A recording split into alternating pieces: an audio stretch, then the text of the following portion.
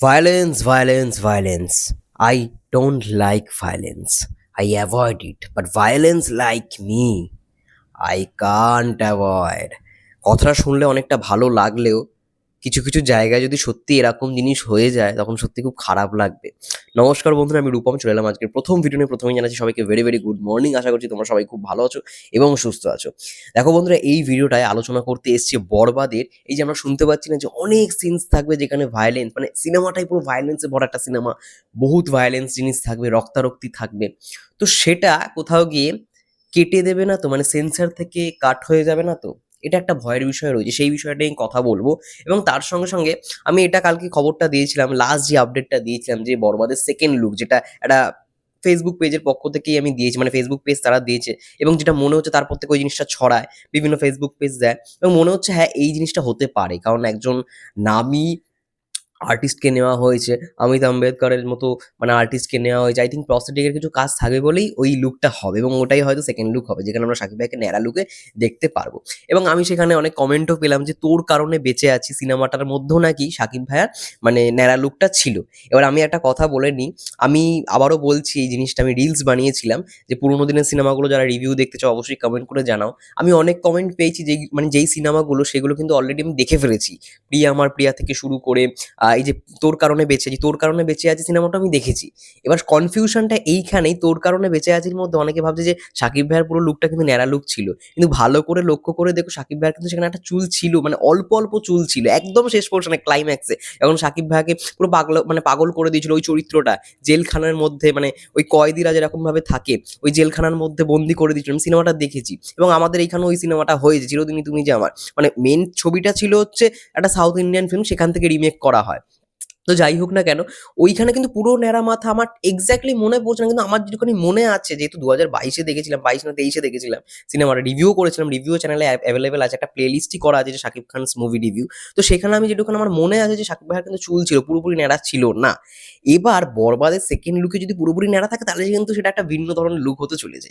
এবার I think একটা ভালো লুকই দেবে, যার জন্য এরকম একটা প্রস্থেটিক করা হচ্ছে। এবার মূল যে সমস্যাটা, যেটা কালকে আমরা ওই মানে আমি যখন নিউজটা দিই আর কি তোমাদেরকে, তখনও মানে আমি তোমাদের সঙ্গে এই জিনিসটা আলোচনা করছিলাম, মানে ওরাই আর কি নিউজের মধ্যে লিখেছে যে বক্স অফিস নেক্সট নিউজের পক্ষ থেকে এটা জানানো হয়েছে যে বরবাদের দ্বারা বাংলা সিনেমায় নতুন কিছু যুক্ত হতে চলেছে, বাট ভয় হচ্ছে এমন ভায়োলেন্স সিনেমা সেন্সার থেকে আনকাট পায় কিনা।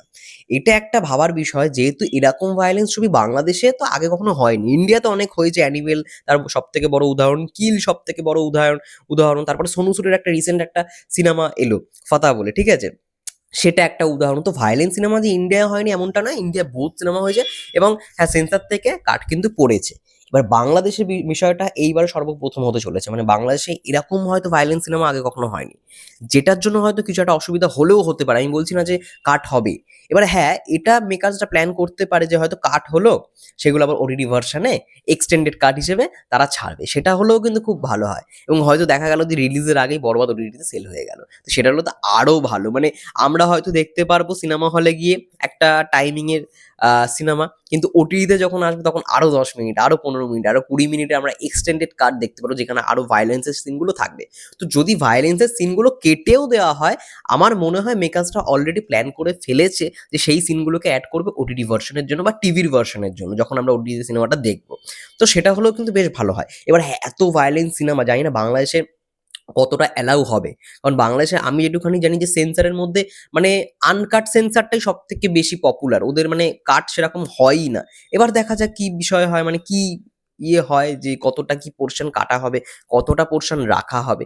যেহেতু এটা পুরোপুরি ভায়োলেন্স সিনেমা, তো সব সিন তো কেটে ফেলা যাবে না, রক্তারক্তি তো সব কেটে ফেলা যাবে না, যেহেতু এটা মানে পুরোপুরি ভায়োলেন্স। এবার হ্যাঁ এ হতে পারে সিনেমাটার রেট, এ প্লাস হতে পারে, এ রেটেড সিনেমা হতে পারে যেহেতু অ্যাডাল্ট, এটা হতে পারে, এটা দিক ঠিক আছে। কিন্তু সিন মানে কেটে দেওয়া বা সিন মানে কি বলবো হাঁটাই করে দেওয়া সেন্সার বোর্ড থেকে, সেটা যদি হয়েও থাকে আমার মন বলছে যে মেকার্সরা অলরেডি প্ল্যান করে ফেলেছে সেটাকে সিনেমা হলে রিলিজ দেওয়ার জন্য, মানে ইয়ে ওটিটি ভার্সনে রিলিজ দেওয়ার জন্য।